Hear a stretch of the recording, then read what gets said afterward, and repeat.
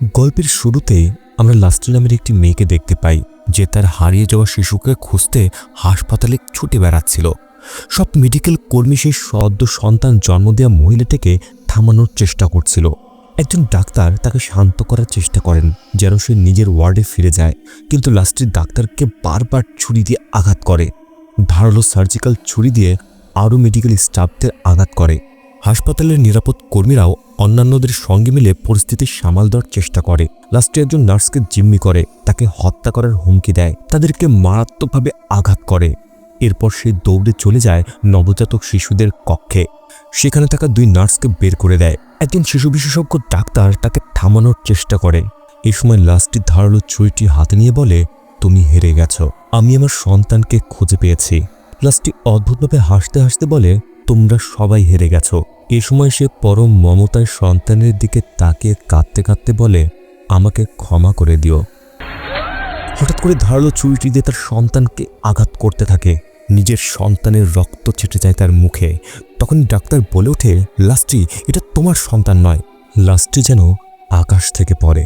এতে লাস্টি আরও উন্মাদ হয়ে ওঠে এবং রাগের সব নবজাতক শিশুকে একে একে শেষ করতে শুরু করে। এই সময় নিরাপত্তা কর্মীরা ভেতরে ঢোকার চেষ্টা করে। লাস্টি হুমকি দেয়, যদি তারা ভেতরে ঢোকে তাহলে সে সব শিশুকে শেষ করে দেবে। নিরাপত্তা কর্মী ও মেডিকেল স্টাফরা দরজা ভেঙে ভেতরে ঢুকে পড়ে। লাস্টি তখন কাচের বোতলে থাকা অ্যালকোহল ভেঙে ফেলে এবং সেই তরলের উপর জ্বলন্ত লাইট ফেলে দেয়। মুহূর্তের মধ্যে আগুন ছড়িয়ে পড়ে পুরো কক্ষটিতে। ভয়াবহ অগ্নিকাণ্ডে পড়ে যায় সকলেই। এই ঘটনাটি ঘটেছিল 1982 সালের অক্টোবর মাসের 18 তারিখে, যেটা ছিল জাভানিজ ক্যালেন্ডারের প্রথম দিন। এটি আসলে ইসলামিক হিজরি বছরের মুহররমের প্রথম দিনের সাথে মিলে যায়। এই সময় আমাদের গুরুত্বপূর্ণ কিছু লেখা দেখানো হয়, যার মাধ্যমে আমরা জানতে পারি জাভানিজ বিশেষ অনুযায়ী সাতুসুরু হল সুরু মাসের প্রথম দিন, যা হিজরি ক্যালেন্ডারের মুহররমের প্রথম দিনের সাথে মিলে যায়। মুসলমানদের কাছে মুহররমের 1 তারিখ একটি পবিত্র দিন, যা সত্যের পথে যাত্রার প্রতীক। তবে জাভানিজ সংস্কৃতিতে এই রাতটিকে ধরা হয় আধ্যাত্মিক শক্তির চূড়ান্ত সময় হিসেবে, যখন নতুন বছরের পরিবর্তনের সঙ্গে সঙ্গে মৃত আত্মারা আবার ফিরে আসতে পারে তাদের বাড়িতে। কিছু অঞ্চলে মালাম সাতুসুরুকে খুবই পবিত্র রাত হিসেবে দেখা হয়, কারণ এটি আত্মা ও অশরীরী সত্তাদের উৎসবের রাত বলে মনে করা হয়। এরপরে আমরা দেখি বায়ু তার প্রকাশকের কাছে নতুন জায়গা থাকার অনুমতি চায়, যেন লেখার জন্য আরও অনুপ্রেরণা পায়। প্রযোজক রায়ার্য বায়ুর জন্য একটি সমাধান খুঁজে দেন, যেন সে তার স্ত্রীর সঙ্গে আরও আরামদায়ক একটি বাড়িতে থাকতে পারে। রায়ার্য একটি প্রত্যন্ত গ্রামের ভিলার প্রস্তাব দেন, যেখানে সুন্দর প্রকৃতির দৃশ্য এবং সতেজ বাতাস রয়েছে। তিনি বিশ্বাস করেন সেখানে থাকলে বায়ুর জীবনযাত্রার মান অনেক ভালো হবে। বায়ু তার বাবার ঘনিষ্ঠ বন্ধুর এই প্রস্তাব আনন্দের সঙ্গে গ্রহণ করে। রায়ার্য জানান তিনি বায়ুর বাবার কাছে ঋণী, এজন্য যতটা সম্ভব সাহায্য করার প্রতিশ্রুতি দেন। বাড়ির চাবি ও অনুমতি পাওয়ার পর বায়ু দ্রুত আদিন্দাকে নিয়ে নতুন শহরের উদ্দেশ্যে রওনা হয়। দীর্ঘ যাত্রার ক্লান্তি দূর হয়ে যায় সেই সুন্দর বাড়ির পরিবেশে পৌঁছে। রাতে বায়ু ও তার স্ত্রী তাদের বিয়ের ছবি দেয়ালে টাঙানোর জন্য ব্যস্ত হয়ে পড়ে। তারা রাহার্যর পুরনো পারিবারিক অ্যালবামও দেখতে থাকে, যা এখনও সেখানেই রাখা ছিল। বায়ু আদিন্দার গর্ভাবস্থা নিয়ে খুব বেশি চিন্তিত নয়। সে জানায় বাড়ির কাছে একটি সরকারি হাসপাতাল আছে, যা 24 ঘন্টাই খোলা থাকে।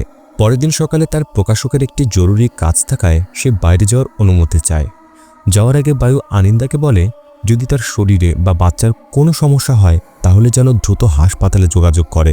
আদিন্দা তাকে আশ্বস্ত করে বলে, চিন্তার কিছু নেই, একা থাকলেও তার কিছু হবে না। পরদিন সকালে খুব ভোরে বায়ু শহরের উদ্দেশ্যে রওনা হয়ে যায়। এদিকে আদিন্দা নতুন বাড়ি আরাম করে উপভোগ করছিল। এরপর সে বাজারে যায় একটি বিশেষ ফুল কিনতে, কিন্তু দোকানদার জানায় তার কাছে শুধু গোলাপ আর মেলাতি ফুল আছে, যা মালাম সাতুসুরু উদযাপনের জন্য ব্যবহৃত হয়। দোকানদার হাসি মুখে ফুলগুলো দেখেই বলে, নিন, খুব সুন্দর ফুল। আদিন্দা এই মালাম সাতুসুরু উৎসব সম্পর্কে কিছুই জানে না, তাই সে অবাক হয়ে যায়। সে জানায় সে নতুন এসেছে এবং সবুজ লেকের পাশের ভিলায় থাকে, আর সেখানে সন্তান জন্ম দেওয়ার পরিকল্পনা করছে। এই কথা শোনামাত্রই ফুল বিক্রেতার চেহারা ফ্যাকাশে হয়ে যায়। বিশেষ করে সবুজ লেকের নাম শুনে মনে হয় গ্রামবাসীরা ইচ্ছাকৃতভাবে আদিন্দার কাছ থেকে কোনো ভয়ঙ্কর রহস্য লুকিয়ে রাখছে। ভিলায় ফেরার পরে এক ভিক্ষুক আদিন্দার পেটের দিকে অদ্ভুত দৃষ্টিতে তাকিয়ে থাকে, যা তাকে অস্বস্তিতে ফেলে। সে দ্রুত বাড়ি ফিরে জুস বানাতে শুরু করে। প্রথমে সবকিছু স্বাভাবিকই ছিল, কিন্তু কাজ করতে করতে ঘুরে দেখে ছুরিটি সেখানে গেঁথে আছে, কিন্তু সে তো এভাবে এটি রাখেনি।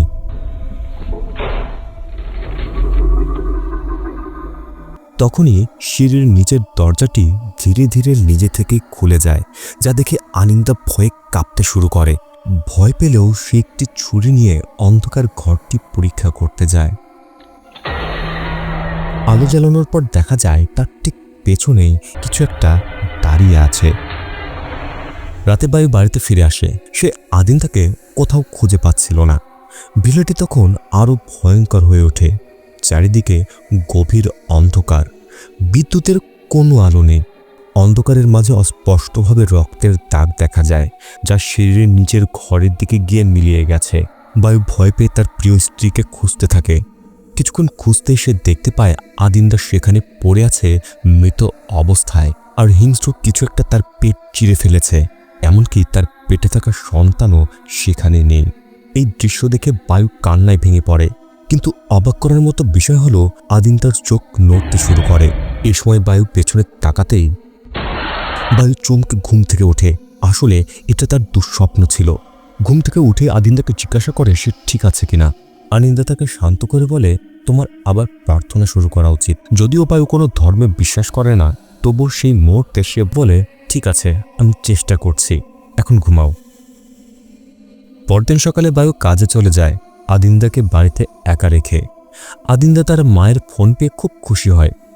ভিলাটি পাহাড়ের ঢালে হওয়ায় মোবাইলের ঠিকমতো নেটওয়ার্ক থাকে না, তাই নির্দিষ্ট সময়ে ল্যান্ডফোন ব্যবহার করে কথা বলতে হয়। তার মা ফোন করে আদিন্দার খোঁজখবর নেয়। মা আগে থেকেই অশুভ কিছু অনুভব করছিলেন, আর তাই আদিন্দাকে সাবধান থাকতে বলেন। এছাড়াও তিনি সতর্ক করেন গর্ভবতী অবস্থা যেন কোনো ভারী কাজ না করে। তখনই আদিন্দা লক্ষ্য করে বাড়ির পেছনে উঠোনের দোলনাটি নিজে থেকে দুলছে। আদিন্দা বুঝতে পারছিল না এমনটি কেন হচ্ছে। তখন তার মা বলেন, নতুন বাড়ির জন্য কি প্রার্থনা করেছ? তুমি জানো নতুন বাড়িতে প্রার্থনা করতে হয়। আদিন্দা তার মাকে ভিলায় আসার আমন্ত্রণ জানায়, যেন তাকে একা থাকতে না হয়।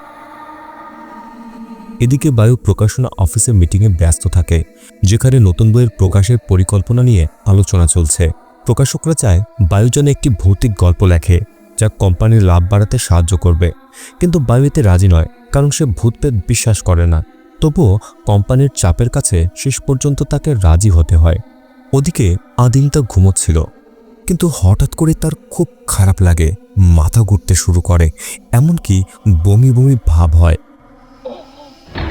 হঠাৎ করে তার মুখ থেকে লম্বা চুলের গুচ্ছ, তাজা রক্ত এবং ধারালো কিছু বের হতে থাকে। তার পেটের যন্ত্রণা আরও বাড়ে। এরপরে একটি শিশু তার মুখ চিরে বেরিয়ে আসে। ভাগ্য ভালো ছিল, এগুলো সবই ছিল তার একটি দুঃস্বপ্ন। বাড়ি ফিরে বায়ু আনিন্দাকে খুঁজতে থাকে, কিন্তু তাকে কোথাও খুঁজে পাচ্ছিল না। তখন বায়ুর মনে ভয় ঘিরে ধরে। ভাবতে থাকে তার দেখা দুঃস্বপ্ন সত্যি হবে না তো। তখনই দেখতে পায় আনিন্দা চেয়ারে বসে ব্যথায় কাতরাচ্ছে। তখনই তাকে দ্রুত পাশের সেই সরকারি হাসপাতালে নিয়ে যাওয়া হয়, যেখানে অনেক মেডিকেল স্টাফ উপস্থিত ছিল। কিন্তু অদ্ভুত ব্যাপার হলো, সেখানে থাকা সবার মুখ ফ্যাকাশে এবং তাদের দৃষ্টি দেখে মনে হচ্ছিল যেন তারা জীবন্ত লাশ। কিন্তু আনিন্দার এমন অবস্থার কারণে তারা এই বিষয়টির লক্ষ্যই করে না। বায়ুকে রেজিস্ট্রেশন এবং কাগজপত্রের কাজ করতে বলা হয়, আর আনিন্দাকে নিয়ে যাওয়া হয় পরীক্ষার জন্য। এই সময় বায়ু লক্ষ্য করে হাসপাতালের ঘড়িতে রাত প্রায় ৩টা বাজে, কিন্তু তার হাত ঘড়িতে রাত তখনও 8টা। সে ভাবে হয়তো ঘড়ি নষ্ট হয়ে গেছে। এদিকে আনিন্দাকে অপারেশন থিয়েটারে নেওয়া হয় প্রসবের জন্য। ডাক্তার জানায় তার প্রসব প্রক্রিয়া শুরু হয়েছে, তবে সম্পূর্ণ হতে প্রায় 5 ঘন্টা লাগবে। আনিন্দা বায়ুকে অনুরোধ করে যেন তারা যত দ্রুত সম্ভব সেই ভিলা ছেড়ে দেয়, কেননা সেখানে থাকা তার পক্ষে আর সম্ভব নয়। কারণ একের পর এক ভয়ঙ্কর ঘটনা ও দুঃস্বপ্ন তাকে তাড়া করে ফিরছে। সে স্পষ্ট জানিয়ে দেয় সন্তান জন্মের পর আর সে ওই ভিলায় ফিরতে চায় না। বায়ু অবশেষে রাজি হয় এবং জিনিসপত্র গোছাতে বাড়ি ফিরে যায়, আনিন্দাকে একা রেখে। বায়ু চলে যাওয়ার পর আনিন্দা প্রসব কক্ষে অপেক্ষা করতে থাকে। এই সময় সে লক্ষ্য করে একজন মহিলা ডাক্তার জানালার বাইরে থেকে অদ্ভুতভাবে তার দিকেই তাকিয়ে আছে। ইনি হলো সেই ডাক্তার যাকে আমরা গল্পের শুরুতে দেখেছিলাম। আনিন্দা ভয়ে নার্সকে ডাকতে থাকে, কিন্তু আশ্চর্যের বিষয় কেউ তার ডাকে সাড়া দেয় না। সেখানে থাকা ডাক্তারদের আচরণও অস্বাভাবিক হয়ে ওঠে। তারা নিজেরাই দেয়ালে মাথা ঠুকতে শুরু করে। এরই মধ্যে ঘরের পরিবেশ অস্বাভাবিক হতে থাকে। ভয়ে আনিন্দা সেই কক্ষ থেকে বের হয়ে সাহায্যের খোঁজে একাই হাঁটতে শুরু করে। সে হাসপাতালের লম্বা করিডোর দিয়ে হাঁটে, যার দুপাশে অসংখ্য রোগীর কক্ষের দরজা সারি সারি সাজানো। অদ্ভুতভাবে একটি দরজা ধীরে ধীরে খুলে যায়। অন্ধকারে দেখা যায় দাঁড়িয়ে আছে ভয়ঙ্কর একটি ছায়া। ঠিক সেই মুহূর্তে অন্য জায়গায় বায়ু ভিলার ভেতর থেকে কারোর শব্দ শুনে থমকে যায়। সে পুরো বাড়ি তন্ন তন্ন করে খুঁজতে খুঁজতে সিঁড়ির নিচে গুদাম ঘরে পৌঁছায়, কিন্তু আশ্চর্যজনকভাবে সেখানে কেউ নেই। তবুও চারদিক থেকে অজানা অদ্ভুত শব্দ ভেসে আসতে থাকে। শেষ পর্যন্ত বায়ু সিদ্ধান্ত নেয় আর দেরি না করে ভিলা ছেড়ে স্ত্রীর কাছে চলে যাবে। গাড়িতে উঠতে সে দেখে ইঞ্জিন চালু করতে সমস্যা হচ্ছে, যেন কেউ তার গাড়িতে আগে থেকে কিছু করে রেখেছে। সে কোনোভাবে গাড়ি ঠিক করতেই হঠাৎ চমকে ওঠে, কেননা তার জানালার পাশে অদ্ভুত দেখতে একজন বৃদ্ধ দাঁড়িয়েছিল। বায়ু ভয় পেয়ে যায়। সে দ্রুত বেরিয়ে পড়ে হাসপাতালের উদ্দেশ্যে। এদিকে আনিন্দা হাসপাতালের প্রশাসনিক কক্ষে থাকা নার্সদের কাছে সাহায্য চাইতে যায়, কিন্তু তারা সবাই নিশ্চুপ দাঁড়িয়ে থাকে, যেন জীবন্ত হলেও প্রাণহীন। আনিন্দা ভেতরে ঢুকতেই দরজাটি নিজে থেকে বন্ধ হয়ে যায়। সে ভয়ে দরজা ভাঙার চেষ্টা করতে থাকে। এই সময় সে বৃদ্ধ মহিলা ধীরে ধীরে তার দিকে এগিয়ে আসে। হঠাৎ চোখ খুলে আনিন্দা দেখে সে অন্য জায়গায় চলে এসেছে। এখন সে কক্ষের বাইরে দাঁড়িয়ে, আর সেই ডাক্তার জানালার ওপাশ থেকে তাকে দেখছে। কিছুক্ষণের মধ্যে সেই ভয়ঙ্কর ডাক্তার অদৃশ্য হয়ে যায়। এদিকে বায়ু ক্ষুধার্ত হয়ে একটি দোকানে খাবার কিনতে থামে। দোকানদার জানায় সেদিন মালাম সাতসুরো, তাই আশেপাশের সব দোকান বন্ধ। তাদের বিশ্বাস এই রাতে মাটির নিচ থেকে অশুভ শক্তি মুক্ত হয় এবং মানুষদের ঘরের বাইরে বের হওয়া উচিত নয়। কিন্তু বায়ু এসব কথা শুনে হেসে উড়িয়ে দেয়। সে কিছু খাবার প্যাক করে নেয় আর বলতে থাকে তার স্ত্রী সন্তান প্রসব করতে যাচ্ছে, তাই তাকে দ্রুত হাসপাতালে ফিরতে হবে। দোকানদার অবাক হয়ে যায়, কেননা আশেপাশে কোনো হাসপাতালই তো খোলা নেই। বায়ু যখন হাসপাতালের দিকে ইশারা করে তখন দোকানদার ভয়ে কেঁপে ওঠে। সে বলে ওই হাসপাতাল বহু বছর আগে বন্ধ হয়ে গেছে। এক ভয়াবহ অগ্নিকাণ্ডে সেখানে থাকা সব ডাক্তার, নার্স এবং রোগী মারা গিয়েছিল। তারপর থেকে হাসপাতালটি আর কখনো চালু হয়নি। এই কথা শুনে বায়ু আতঙ্কিত হয়ে দ্রুত সেখানে ফিরে যায়। গিয়ে দেখে যে ভবনটি আগে স্বাভাবিক লাগছিল সেটি এখন একটি ভাঙাচোরা পরিত্যক্ত ভবনে পরিণত হয়েছে। বায়ু টর্চ নিয়ে ভেতরে ঢুকে পড়ে এবং প্রতিটি কক্ষে আনিন্দাকে খুঁজতে থাকে। এদিকে আনিন্দা এখনও হাসপাতালটিকে আগের মতো স্বাভাবিক দেখছে। সে একটি কক্ষে একজন ঝাড়ুদারকে কাজ করতে দেখে, তার কাছে সাহায্যের জন্য যায়। হঠাৎ সেই লোকটি ভয়ঙ্কর রূপ ধারণ করে। ভয়ে আনিন্দা দৌড়ে পালাতে পালাতে ডাক্তার ও নার্সদের ডাকতে শুরু করে। ঠিক তখনই সে বায়ুর কণ্ঠ শুনতে পায়। তারা একই জায়গায় দাঁড়িয়েও একে অপরকে দেখতে পায় না। তখনই বোঝা যায় বায়ু এবং আনিন্দা একই স্থানে থাকলেও ভিন্ন দুই জগতে আটকে পড়েছে। বায়ু পাগলের মতো স্ত্রীর খোঁজ করতে করতে করিডোরের শেষ প্রান্তে পৌঁছে যায়, কিন্তু তবুও তাকে খুঁজে পায় না। অন্যদিকে আনিন্দা ভয়ে ভেঙে পড়ে কাঁদতে থাকে। হঠাৎ সে একটি আত্মাকে দরজা দিয়ে বেরিয়ে যেতে দেখে এবং তাকে অনুসরণ করে। এদিকে বায়ু দ্বিতীয় তলায় উঠে একটি অদ্ভুত শব্দ শুনতে পায়। সে একটি লোহার আলমারি খুলে দেখে। পাশেই পড়েছিল একটি পচা গলা লাশ, যার থেকে তীব্র গন্ধ বের হচ্ছে। বায়ু সেখান থেকে পালাতে গেলে হঠাৎ লাশটি অদৃশ্য হয়ে যায়। এরপর সেই পচা লাশটি জীবিত হয়ে বায়ুর পেছনে ধাওয়া করে। প্রাণ বাঁচাতে বায়ু দৌড়াতে থাকে। এদিকে আনিন্দা হাসপাতালের লবিতে কিছু নার্সদের দেখতে পেয়ে সাহায্য চায়, কিন্তু তারা কেউ কথা বলে না। সবাই স্তব্ধ হয়ে দাঁড়িয়ে থাকে। আনিন্দা বুঝতে পারে এই জায়গা মোটেও কোনো স্বাভাবিক জায়গা নয়। সে হাসপাতাল থেকে বের হতে চায়। হঠাৎ করে আশেপাশের সব মানুষ উধাও হয়ে যায়। ভয়ে কাঁপতে কাঁপতে আনিন্দা জরুরি বিভাগের দিকে যায়, যেখানে প্রবল বাতাস বইতে থাকে। হঠাৎ করে এক ভয়ঙ্কর আত্মা ধীরে ধীরে তার দিকে এগিয়ে আসে। আনিন্দা সহ্য করতে পারছিল না, কারণ তার পেটে প্রসব যন্ত্রণা ক্রমশই বেড়ে যাচ্ছিল। তখনই দেখা যায় সেই আত্মা তার দিকে ভেসে আসছে, হাতে ধারালো সার্জিক্যাল ছুরি। তার চারপাশে আগুনের ঝলকানি আর পোড়া গন্ধ তাকে আরো ভয়ঙ্কর করে তোলে। এদিকে বায়ু মনে করছিল সে নিরাপদ, কারণ সেই ভয়ঙ্কর আত্মার শব্দ আর শোনা যাচ্ছিল না। এরপর দরজা খুলে বের হতে গেলেই সে ভয়ঙ্কর দানব একটি বড় হাতুড়ি কুড়ুল নিয়ে দরজা ভাঙতে শুরু করে। বাঁচার জন্য বায়ু উপরের তলে উঠে বিপরীত দিকে হামাগুড়ি দিয়ে পালাতে থাকে। আনিন্দা দিশেহারা হয়ে সামনের দিকে এগোয়। অজান্তে সে ঢুকে পড়ে মর্গে, যেখানে রাখা হয় মৃতদেহ। ফিরে যাওয়ার পথ যেন হঠাৎ অদৃশ্য হয়ে যায়। বাধ্য হয়ে সে সারি সারি মৃতদেহর পাশ দিয়ে হেঁটে যায়। পাশেই রাখা ছিল মানুষের অঙ্গ সংরক্ষণের কাচের জার। হঠাৎ অসাবধানতায় একটি জার মেঝেতে পড়ে ভেঙে যায়। সেই শব্দে চারপাশের মৃতদেহগুলো যেন জেগে ওঠে। রাগান্বিত দৃষ্টিতে আনিন্দার দিকে তাকায়। ভয়ে আনিন্দা দৌড়ে বের হতে যায়, কিন্তু আবারও ফিরে আসে একই জায়গায়। এবার সব মৃতদেহ আবার শান্তভাবে শুয়ে আছে। এরই মধ্যে পেছনের দরজাটিও দেয়ালে পরিণত হয়ে গেছে।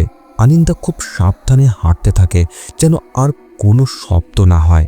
সে এবার পড়ে যাওয়া জারটি সামলে ফেলে। হঠাৎ একটি আত্মা তার সামনে আসে, জারটি আবার ভেঙে যায়। আনিন্দা আবার দৌড়ে পালায়, কিন্তু বারবার একই জায়গায় ফিরে আসে। প্রতিনিয়ত দরজা পেরোতে পেরোতে একসময় সে হঠাৎ করেই মর্গ থেকে বের হতে সক্ষম হয়। বাইরে এসে সে দেখে অন্ধকার করিডোরের শেষে একটি মেয়ে বসে আছে। আনিন্দা কাছে যায়, আর আমরা দেখতে পাই সে হলো গল্পের শুরুতে দেখা লাস্ট্রি। গর্ভবতী লাস্ট্রি নিজের পেটের সন্তানের জন্য কাঁদছে। সে বলে এই সন্তান শয়তানের সন্তান, এক শয়তান জিন তাকে গর্ভবতী করেছে, আর এই শিশুটি একদিন জন্ম নিয়ে শয়তানে পরিণত হবে। লাস্ট্রি বলে সে নিজের সন্তানকে হত্যা করবে, যেন পৃথিবী অশুভ থেকে রক্ষা পায়। সে চিৎকার করে এই শিশুটাকে মারতেই হবে। ভয়ে আনিন্দা পিছিয়ে যেতে থাকে, কিন্তু হঠাৎ লাস্ট্রির আত্মা তাকে আক্রমণ করে। আনিন্দা অসহায় হয়ে মাটিতে পড়ে যায়। লাস্ট্রি এক হাতে আনিন্দার পেটে স্পর্শ করে, আর অন্য হাত দিয়ে ছুরি ধরে। এই স্পর্শের সঙ্গে সঙ্গে আনিন্দা দেখতে পায় লাস্ট্রির অতীত। সে হাসপাতালে সন্তান জন্ম দিচ্ছিল, আর চারপাশে ছিল শয়তানের উপাসকরা। সব ডাক্তার ও নার্স কালো পোশাক পরে এক ভয়ঙ্কর রিচুয়াল পালন করছিল। তারা বিশ্বাস করত লাস্ট্রির সন্তান ইবলিসের পুনর্জন্ম, যাকে তারা পূজা করবে। এই ভয়ঙ্কর ভবিষ্যৎ বুঝতে পেরে লাস্ট্রি পাগলের মতো নিজের সন্তানকে ফিরিয়ে নিতে চায়। সে বাচ্চাদের কক্ষে ঢুকে পড়ে এবং আগুন লাগিয়ে সবাইকে হত্যা করে। কেননা গল্পের শুরুতেই আমি দেখেছিলাম লাস্ট্রি জানত না তার সন্তান ছিল কোনটি। তাই পুরো পৃথিবীকে বাঁচানোর জন্য বাধ্য হয়ে সে সকল শিশুকে মেরে ফেলে। বর্তমানে আনিন্দাকে অচেতন অবস্থায় স্ট্রেচারে করে নিয়ে যাওয়া হয়। তাকে ঘিরে থাকে সেই সব ডাক্তার নার্সদের আত্মা, যারা আগুনে পুড়ে মারা গিয়েছিল। তারা আনন্দিত, কারণ অবশেষে তারা সেই মানব শিশুকে পেতে চলেছে, যার জন্য তারা এতদিন অপেক্ষা করছিল। পরদিন সকালে বায়ু জেগে ওঠে হাসপাতালে, তার বাবা মায়ের পাশে। বায়ুর বাবা বিছানায় অসুস্থ অবস্থায় শুয়ে আছে, আর মা ডাক্তারের কাছে অনুরোধ করছে তাকে বাঁচানোর জন্য। কিন্তু ডাক্তার জানায় তার বাবার অবস্থা খুবই সংকটজনক। বায়ু তার বাবার কাছে যায়। এ সময় তার বাবা ক্ষমা চেয়ে জানায় একসময় সফলতা পাওয়ার জন্য সে এক ভয়ঙ্কর চুক্তি করেছিল, যেখানে বায়ুর জীবন উৎসর্গ করার কথা ছিল। কিন্তু শেষ পর্যন্ত সে নিজের ছেলেকে দিতে পারেনি, বরং নিজের জীবনই উৎসর্গ করেছে। বায়ু কান্নায় ভেঙে পড়ে এবং নিজেকে ব্যর্থ সন্তান মনে করে ক্ষমা চায়। তার বাবা জিজ্ঞেস করে, তুমি এখানে কেন এসেছ? বায়ু উত্তর দিতে পারে না, কারণ সে নিজেই জানে না সে কোথায় আছে। হঠাৎ চারপাশ বদলে যায়। বায়ু জ্ঞান ফিরে দেখে সে আবার সেই ভয়ঙ্কর পড়ে যাওয়া পরিত্যক্ত হাসপাতালে ফিরে এসেছে। অন্যদিকে আনিন্দা অপারেশন টেবিলে শুয়ে আছে, আর তার চারপাশে দাঁড়িয়ে আছে সেই আত্মাগুলো, যারা তার সন্তান প্রসব করানোর জন্য প্রস্তুত। ডাক্তারের আত্মা আনিন্দার গর্ভ থেকে শিশুটিকে বের করার চেষ্টা করছিল। আনিন্দা যন্ত্রণায় চিৎকার করে সাহায্য চাইতে থাকে। এদিকে বায়ু যেন আনিন্দার কণ্ঠস্বর শুনতে পায়। অবশেষে সেই ডাক্তারের আত্মা শিশুটিকে বের করে সেই মহিলা ডাক্তারের হাতে তুলে দেয়। ঠিক তখনই গাড়ির পাশে দেখা সেই বৃদ্ধ মহিলা সেখানে উপস্থিত হয়। তার হাতে থাকা মশাল আর পবিত্র চাল ব্যবহার করে সে আগুনে মারা যাওয়া আত্মাগুলোকে দূরে সরাতে শুরু করে। এরপর দ্রুত আনিন্দাকে মুক্ত করে এবং কাছে আসা আত্মাদের দিকে পবিত্র চাল ছুঁড়ে মারে। সে আনিন্দার শিশুকে নিয়ে নেয় যেন তাকে পরবর্তী বলি হিসেবে ব্যবহার করা না হয়। আনিন্দা হাঁটতে পারছিল না, কারণ সে সদ্য সন্তান জন্ম দিয়েছে। ভিক্ষুক মহিলা তাকে একটি পানীয় দেয় যেন সে আবার শক্তি পায়। সে জানায় এই হাসপাতালের আত্মারা সদ্য জন্ম নিয়ে শিশুর গন্ধ পেতে পারে। তারা মালাম সাতসুরুরাতে উৎসব করবে এবং এই শিশুকে বলি হিসেবে ব্যবহার করতে চায়, তাই দ্রুত এখান থেকে পালাতে হবে। কিছুক্ষণ হাঁটার পর অবশেষে আনিন্দা ও বায়ুর দেখা হয়, যারা এতক্ষণ একে অপরকে খুঁজছিল। বায়ু অবাক হয়ে যায়, কারণ আনিন্দা একা একা সন্তান জন্ম দিয়েছে। আনিন্দা জানায় এই ভিক্ষুক মহিলা তাকে বাঁচিয়েছে।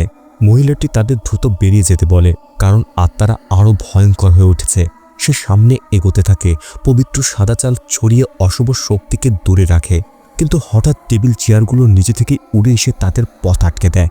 ঠিক তখনই লাস্টের আত্মা আবার আবির্ভূত হয়। আনিন্দা ক্লান্ত হয়ে পড়ে, বিশ্রামের জন্য অনুরোধ করে। তারা বাধ্য হয়ে একটি কক্ষে ঢোকে। ভিক্ষুক মহিলা আনিন্দার পা থেকে রক্ত পরিষ্কার করে আর বায়ু তার শিশুকে নিরাপদে রাখে। বায়ু তার নবজাতক সন্তানের কানে আজান দেয়। এর মধ্যে লাস্টটি তাদের উপস্থিতি টের পেয়ে আবার আক্রমণের প্রস্তুতি নেয়। আত্মা তাদেরকে বলে সে কাউকে বাঁচতে দেবে না।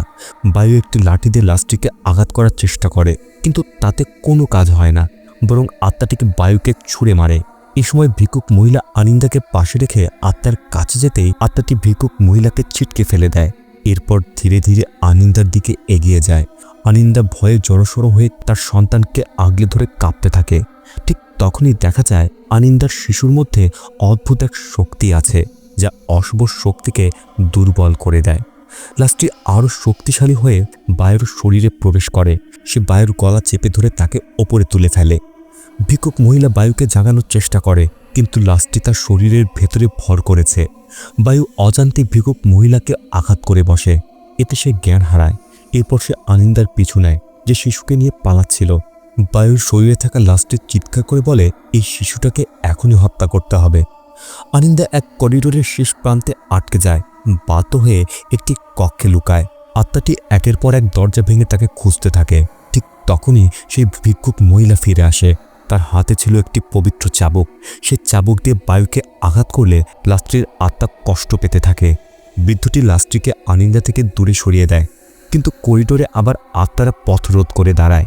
তখন ভিক্ষুক মহিলা শেষ অস্ত্র হিসেবে একটি সবুজ রঙের তাবিজ বা ওষুধ ব্যবহার করে। লাস্ট্রির আত্মাকে অন্য আত্মারা টেনে নিয়ে যায়। বায়ু জ্ঞান হারিয়ে নিচে পড়ে যায়। ভিক্ষুক মহিলা আনিন্দার কাছে যায়, যে বাথরুমে লুকিয়েছিল। সৌভাগ্যবশত আনিন্দা এখনও ঠিক ছিল এবং শিশুকে শক্ত করে জড়িয়ে ধরেছিল। ভিক্ষুক মহিলা জানায় এই শিশু সাধারণ নয়। সে শিশুটিকে কোলে নেওয়ার অনুমতি চায়, কিন্তু তার আচরণ সন্দেহজনক মনে হচ্ছিল। আনিন্দা কিছু না বুঝেই শিশুটিকে তার হাতে তুলে দেয়। হঠাৎ সেই মহিলা আনিন্দার উপর আক্রমণ করে তাকে অজ্ঞান করে দেয়। পরদিন সকালে বায়ু জ্ঞান ফিরে পায়। তার পুরো শরীরে অসংখ্য ক্ষত। সে আনিন্দাকেও খুঁজে পায় এবং তাকে জাগিয়ে তোলে। আনিন্দা আগের রাতের সব কিছু মনে করতে পারে, বিশেষ করে সেই ভিক্ষুক মহিলাই তাদের শিশুকে নিয়ে চলে গেছে। বায়ু আনিন্দাকে নিয়ে দ্রুত হাসপাতাল ছেড়ে বের হয়। গাড়িতে ওঠার আগেই বায়ু দূর থেকে অদ্ভুত শব্দ শোনে। সেই শব্দের উৎসর দিকে এগিয়ে যায় এবং দেখতে পায় সেই ভিক্ষুক মহিলা একটি পুরনো কুয়োর পাশে বসে তন্ত্রমন্ত্র করছে। সে নানা ধরনের বলি ও মানুষের রক্ত ব্যবহার করে একটি ভয়ঙ্কর রিচুয়াল করছিল, যেন কোনো এক শয়তানকে আহ্বান করছে। বায়ু ধীরে ধীরে এগিয়ে যায়। একটি লম্বা কাঠের টুকরো তুলে সেই ডাইনি ভিক্ষুকের ওপর আক্রমণ করে। মহিলাটি অজ্ঞান হয়ে পড়তেই বায়ু দ্রুত তার রক্তমাখা শিশুটিকে তুলে নেয়। সে বুঝতে পারে শিশুটি এখনও বেঁচে আছে। তারা দ্রুত গাড়ির দিকে দৌড়ায়, কিন্তু কিছুক্ষণের মধ্যে সে ভিক্ষুক মহিলা জ্ঞান ফিরে পায়। এবং অলৌকিক শক্তি দিয়ে তাদের আক্রমণ করতে থাকে। বায়ু যখন গাড়ি চালিয়ে আনিন্দাকে নিয়ে হাসপাতালে যাওয়ার চেষ্টা করছে, তখন সেই মহিলা দূরে দাঁড়িয়ে নাচতে নাচতে মন্ত্র পড়তে থাকে। পথে যেতে যেতে আনিন্দার মনে পড়ে বায়ু তার সন্তানের কানে আজান দিয়েছিল। কিন্তু বায়ু তো ধর্ম বিশ্বাস করত না, বরং ধর্মীয় নিয়মকানুন অস্বীকার করত। আসলে তাদের সন্তানের কারণেই বায়ু সঠিক পথে ফিরে এসেছে। আনিন্দা তার ছোট্ট সন্তানকে ধন্যবাদ জানায় যে তাদের জীবনে পরিবর্তন এনে দিয়েছে। অন্যদিকে সেই ভিক্ষুক মহিলা এক ব্যক্তির সাথে যোগাযোগ করে। সে জানায় তাদের প্রভুর অবতার সফলভাবে পুনর্জীবিত হয়েছে, অর্থাৎ শয়তান জেগে উঠেছে। আসলে সেই ভিক্ষুক মহিলা পাগল সেজেছিল যেন সহজেই তার পরিকল্পনা বাস্তবায়ন করতে পারে। সে একটি ভয়ঙ্কর রিচুয়াল সম্পন্ন করেছে, যার ফলে শয়তানের এক বীজ আনিন্দা ও বায়ুর সন্তানের শরীরে প্রবেশ করানো হয়েছে। এখানে উন্মোচন হয় এক ভয়ঙ্কর রহস্য। আসলে এই পুরো ঘটনাটির পেছনে ছিল এক গোপন গোষ্ঠী, যার নেতৃত্বে ছিল পাক রাহার্য। আর আপনাদের হয়তো মনে আছে, রাহার্যই গল্পের শুরুতে বায়ুকে এই বাড়িতে আসার পরামর্শ দিয়েছিল। এই সকল অশুভ রিচুয়াল সম্পন্ন হয় সুরোর প্রথম রাতেই, যা জাভানিজ বিশ্বাসে একটি পবিত্র কিন্তু ভয়ঙ্কর সময়। এখানে প্রশ্ন হলো, আনিন্দা ও বায়ু তাহলে সন্তান হিসেবে কাকে নিয়ে গেল?